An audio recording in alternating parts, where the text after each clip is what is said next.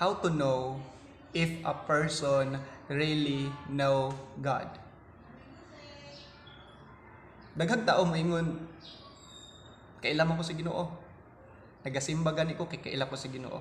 Pero ang Biblia nagsulti din na sa Titus chapter 1 verse 16. Ingon pa din na, they profess to know God, but in works they deny Him. Pwede o posible kaayo ang tao mosulti nga nakaila ko sa Ginoo, alagad ko sa Ginoo, nagasimba ko sa Ginoo. Pero ang Biblia nagsulti, they profess to know God. Easy kaayo, profess ka, mosulti ka. Ideklara nimo nga ako anak sa Dios, ako Kristohanon ko. But in works they deny Him. Ngapan makita nimo sa ilahang binuhatan kung unsa gyud ay ang ilahang tinuod nga tinuohan. A person who really know God, you will